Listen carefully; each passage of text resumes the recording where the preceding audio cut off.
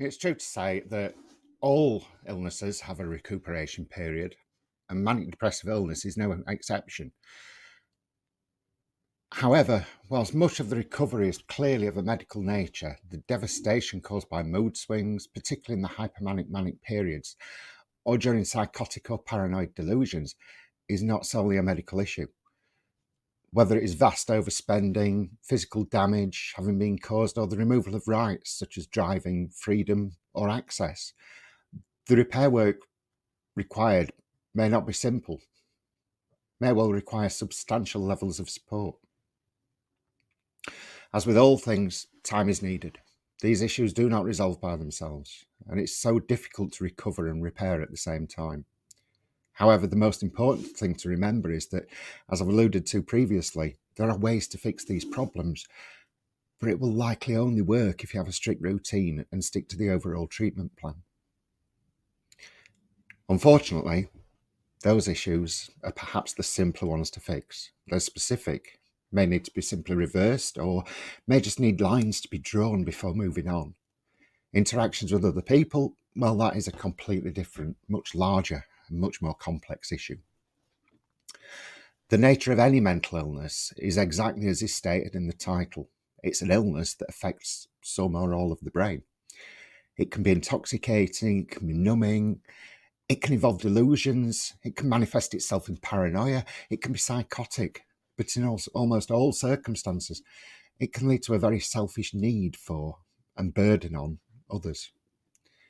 Manic depressive illness is no different in this regard, and due to the nature, whilst good days may well follow bad, you can be guaranteed that bad days can equally follow good.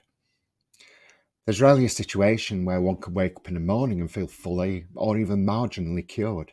Indeed, having a few good days, a week, or even a month doesn't necessarily mean that the illness will not recur.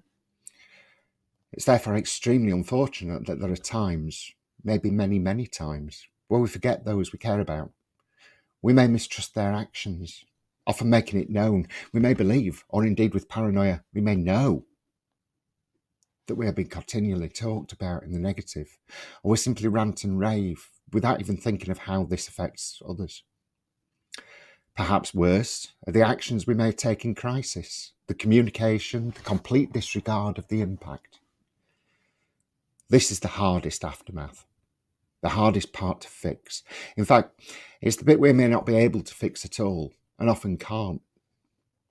Maybe we don't want to, but more often than not, others maybe don't want it fixing either. It's almost impossible to explain how the medicated self would not act in the same way, and the longer the cycle, and the more difficult it becomes for anyone to remember the person that came before. Even we as sufferers believe the unwell, manic depressed, or mixed personality is perhaps all that has ever existed, and all that will ever exist. Alas, there is no magic bullet. It's not even something that time can heal in many cases. It's just a devastating loss of others that knew the better you. Or is it the loss of others who knew a different you, and that the one they knew was not ever there in the first place? There are no words to describe this aftermath. There are no words to express the feeling, regardless of whether you take the view that the unmedicated self is the real self, or whether the stable self is the actual you, that you have caused this through your actions.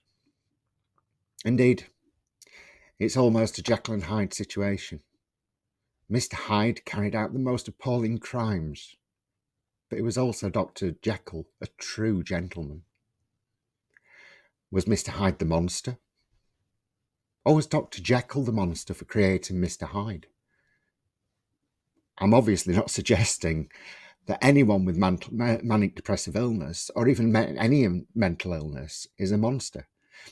But as those with the diagnosis will well identify, it does often feel that way, and I regularly reflect and compare my actions and moods to those of Jekyll and Hyde.